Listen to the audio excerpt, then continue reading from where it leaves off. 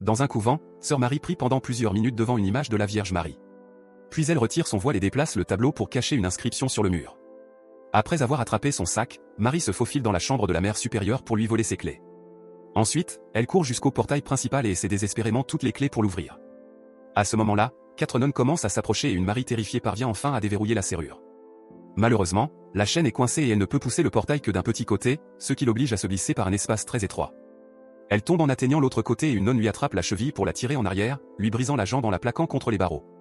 La douleur insoutenable la fait perdre connaissance. Quand Marie se réveille, elle allume une allumette et découvre qu'elle se trouve à l'intérieur d'un cercueil. Elle pleure en essayant de l'ouvrir, mais le couvercle ne bouge même pas, ce qui signifie qu'elle a été enterrée vivante. Marie crie encore et encore, mais personne ne vient. Un peu plus tard, la novice américaine Cecilia se trouve au bureau des douanes italiennes, où un soldat inspecte son sac. Un autre agent remarque qu'elle n'a pas de billet retour et qu'elle n'a appris aucun mot d'italien, ce qui rallonge la procédure. Les deux hommes pensent qu'elle gâche sa jeunesse en entrant au couvent. Elle reçoit ensuite ses papiers et est autorisée à partir. Le diacre Enzo vient la chercher et il roule pendant des heures à travers la campagne avant d'enfin atteindre le couvent. La mère supérieure l'accueille en italien et Cecilia ne comprend rien, alors Isabelle traduit pour elle. Quand la mère supérieure demande à Isabelle de montrer la chambre à Cecilia, Isabelle essaie de refuser, mais la mère supérieure l'Y oblige. En chemin, Isabelle raconte que le couvent a été construit en 1632 comme refuge pour les sœurs âgées. Le bâtiment se trouve au-dessus des catacombes de Saint-Étienne, où l'accès est interdit. Elle traverse plusieurs pièces remplies de femmes âgées, et Isabelle les salue chaleureusement avant d'annoncer à Cecilia, tout aussi naturellement, qu'une des nonnes mourra la semaine prochaine d'une tumeur. Cecilia est choquée par la manière détachée dont elle en parle, et Isabelle explique que la mort fait partie du quotidien du couvent. Quand une nonne âgée atteinte de démence, Francesca, demande où est son père, Isabelle l'emmène, en précisant à Cecilia qu'il vaut mieux entrer dans son délire tant qu'elle ne devient pas violente. Cecilia s'arrête en entendant le cœur et remarque une nonne qui la fixe. Isabelle la tire ensuite jusqu'à sa nouvelle chambre en lui expliquant l'emploi du temps. Quand Cecilia dit qu'elle est honorée de servir, Isabelle l'appelle « gentille » sur un ton ironique et la prévient que c'est un endroit difficile où vivre. Plus tard, alors que Cecilia est aux toilettes, Gwen surgit soudain dans un nuage de fumée en secret. Elle commence à discuter et Cecilia explique que sa précédente paroisse a fermé à cause du manque de fidèles. Elle a ensuite été recrutée par le père Tedeschi qui, selon Gwen, est très doué pour retrouver les fugueurs. Le soir, une cérémonie spéciale est organisée pour que les novices puissent enfin prononcer leurs vœux. Les jeunes filles défilent dans le couloir avec des cierges à la main et Cecilia rencontre enfin le père Tedeschi en personne. Le cardinal Franco célèbre la messe et parle individuellement à chaque novice. Tedeschi doit traduire ses paroles à Cecilia avant qu'elle ne reçoive son rosaire. Elle est heureuse de prononcer ses vœux mais hésite un instant avant d'embrasser l'anneau de Franco. Ensuite, un dîner festif est organisé pour célébrer les nouvelles sœurs. Cecilia discute avec Tedeschi, qui avoue avoir aimé la science plus jeune, avant que Dieu ne lui montre sa voie. En retour, Cecilia raconte que lorsqu'elle avait 12 ans, elle est allée jouer sur une rivière gelée. Malheureusement, la glace a cédé et elle est tombée dans l'eau glaciale. Les secouristes ont réussi à la sauver après que son cœur s'est arrêté pendant presque 7 minutes. Elle croit que Dieu l'a sauvée pour une raison et veut découvrir laquelle. Quand Cecilia se rend aux toilettes, elle entend un étrange sanglot. Elle suit le bruit jusqu'à la chapelle et y trouve une femme qui prie à même le sol dans une pièce derrière l'autel. Cecilia s'approche pour vérifier son état et découvre avec horreur que son visage est recouvert d'un étrange masque rouge. Soudain, Cecilia sursaute en sentant une présence, mais ce n'est que la mère supérieure, qui lui assure que la femme au sol est simplement une nonne absorbée par la prière. Puis la mère supérieure prend un clou dans une boîte et révèle qu'il a été prélevé sur un orteil de Jésus, avant de le poser sur les mains de Cecilia. Tandis que la femme parle de la souffrance du Christ, Cecilia commence à se sentir étourdie et s'évanouit. Le lendemain, Cecilia va se confesser et attribue son malaise au fait qu'elle a trop bu de vin, s'excusant de s'être déshonorée devant la mère supérieure et promettant de faire mieux. Le prêtre dans le confessionnal ne dit pas un mot. Il lui jette simplement un regard avant de disparaître dans l'ombre. Cecilia fixe l'endroit, confuse, lorsqu'une paire de mains surgit soudainement à travers le mur et la tire en arrière. Terrifiée, Cecilia est jetée sur un lit dans une pièce étrange, et 5 nonnes portant des masques rouges apparaissent devant elle. Des mains mystérieuses lui tiennent le visage avant qu'une nonne masquée ne la poignarde avec un poignard. Mais à cet instant, Cecilia se réveille. En regardant autour d'elle, elle est choquée de voir Francesca la fixer depuis la porte. Cecilia allume la lumière et la femme disparaît. Au matin, la mère supérieure parle aux jeunes nonnes de leurs nouvelles responsabilités. Sur le banc, Gwen n'arrête pas de bavarder avec Cecilia, ce qui oblige la mère supérieure à la réprimander. Ensuite, Isabelle montre aux nouvelles nonnes comment accomplir les tâches du couvent, laver les personnes âgées alitées, faire la lessive et tuer les poulets pour le dîner. Au fil des jours, Gwen et Cecilia deviennent de très bonnes amies et s'amusent ensemble pendant leur corvée, même si elles sont aussi témoins de la mort de nombreuses vieilles nonnes. Un jour, Cecilia remarque qu'Isabelle l'observe de loin, mais elle disparaît aussitôt.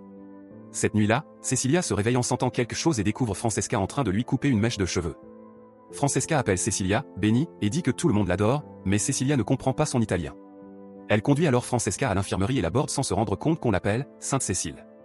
Les couvertures ne suffisent pas à couvrir les pieds de Francesca, et Cecilia regarde de plus près pour découvrir d'étranges cicatrices en forme de croix. Le lendemain, Cecilia raconte tout à Gwen et avoue que cet endroit n'est pas du tout ce qu'elle imaginait. Cependant, Gwen lui dit que c'est toujours mieux que l'endroit où elle était avant. Là-bas, un garçon la frappait sans cesse, alors elle lui a rendu les coups.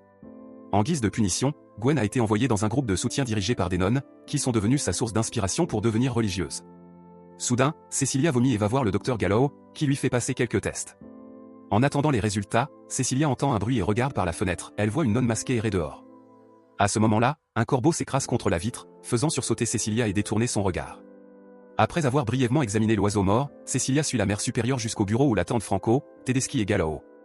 Un Franco très en colère exige de savoir si Cecilia a été avec un homme, et elle jure que non. Gallow confirme que lorsqu'elle est arrivée, il l'a examinée et a noté qu'elle était encore intacte à ce niveau-là. La mère supérieure ajoute qu'ils n'ont reçu aucune visite récemment, avant de cacher le dossier rouge de Cecilia dans un tiroir. Ensuite, Cecilia est emmenée à l'infirmerie, où Gallow utilise un appareil à ultrasons et révèle qu'elle est enceinte. Après le choc initial, Franco déclare que cet enfant a été conçu sans péché et qu'il s'agit donc d'un miracle. Cecilia, elle, ne peut qu'observer l'écran avec horreur. Plus tard, Cecilia demande à Tedeschi pourquoi elle a été choisie. Tedeschi explique que cela pourrait être la raison pour laquelle elle a été sauvée lorsqu'elle était enfant et lui rappelle que les doux hériteront de la terre. Peu après, on donne à Cecilia des vêtements cérémoniels spéciaux et on la conduit à la chapelle pour que toutes les nonnes chantent ses louanges. 5 mois plus tard, Cecilia se réveille avec des nausées matinales. Elle crache du sang et découvre avec effroi qu'elle a perdu une dent. Puis elle se rend au petit déjeuner, et tout le monde se lève lorsqu'elle entre sauf Gwen. Cecilia reçoit de la bonne nourriture et on lui dit de ne plus travailler, car elle doit se concentrer sur le bébé. Gwen, d'un ton moqueur, dit qu'on va bientôt commencer à l'appeler Marie.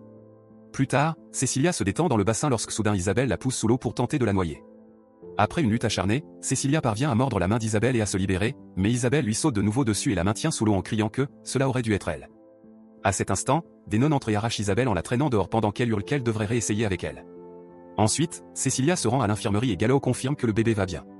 Elle mentionne ce qu'Isabelle a dit et demande une explication, mais Tedeschi affirme qu'Isabelle souffre de troubles mentaux depuis un moment et qu'il veillera à ce que cela ne se reproduise plus. De plus en plus nerveuse, Cecilia supplie qu'on l'emmène dans un véritable hôpital, chez un vrai médecin, et précise qu'elle a perdu une dent. Cependant, les hommes pensent qu'elle ne serait pas en sécurité en public si l'affaire s'ébruitait, et elle doit rester au couvent jusqu'à la naissance du sauveur.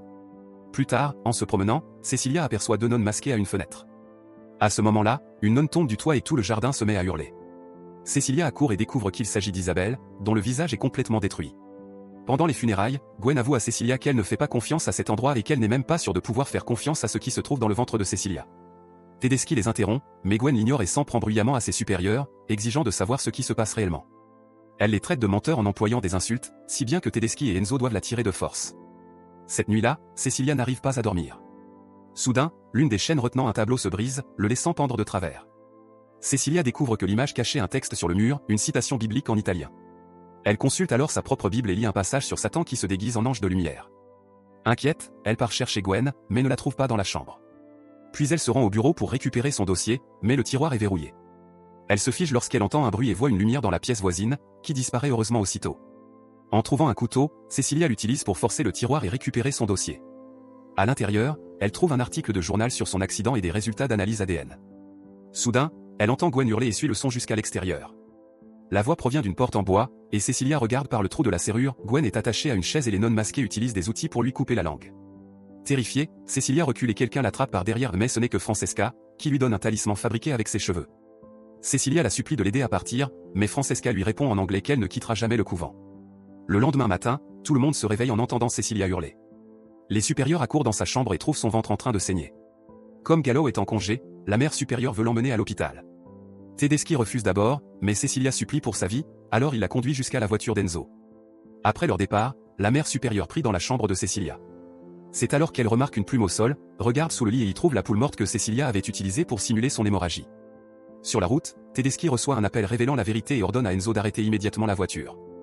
Cecilia comprend que la vérité a éclaté et tente de s'enfuir, mais les hommes la rattrapent rapidement et la ramènent de force. Au couvent, la mère supérieure l'oblige à prendre une douche glacée. Lorsque Cecilia affirme que Dieu ne leur pardonnera pas la façon dont il la traite, la mère supérieure la gifle. Ensuite, Cecilia est attachée à un fauteuil roulant et conduite dans la pièce située derrière l'autel. Elle a déjà deviné que quelqu'un ici l'a mise enceinte et exige une explication.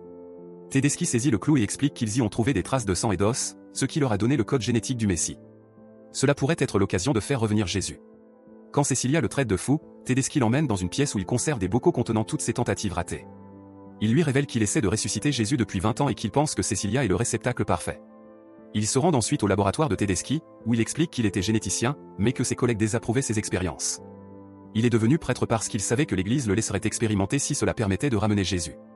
Enzo lui maintient les pieds pendant que Tedeschi leur marque la plante d'un fer en forme de croix chauffée à blanc. Ensuite, Cecilia est laissée seule dans sa chambre. Lorsqu'elle tente de quitter le fauteuil, ses pieds meurtris l'empêchent de bouger correctement et elle tombe. Après une lutte douloureuse, elle atteint la porte, mais elle est verrouillée, et Cecilia s'effondre mentalement. Quelques semaines plus tard, elle va se confesser auprès de Franco et lui pose de nombreuses questions, mais il ne répond à aucune. Tout en parlant, elle joue avec son rosaire, casse un ongle, puis l'arrache et découvre que son doigt est couvert d'une substance visqueuse. Franco finit par lui dire que si tout cela n'était pas la volonté de Dieu, il les aurait déjà arrêtés. Quelques jours avant la date prévue, Gallo effectue une nouvelle échographie et confirme que l'enfant bouge. Il part ensuite chercher des médicaments, laissant la porte ouverte. Cecilia saisit l'occasion, attrape un crucifix et frappe la mère supérieure à la tête à plusieurs reprises jusqu'à ce qu'elle meure. En sortant, elle sent quelque chose de mouillé et découvre que sa poche des os s'est rompue. Quelques instants plus tard, sur le balcon, Cecilia surprend Franco par derrière et commence à l'étrangler avec son rosaire. Franco finit par mourir, ce que Gallo voit avant de prendre la fuite. Après avoir récupéré le briquet de Franco, Cecilia se rend à la chapelle et ressent sa première contraction.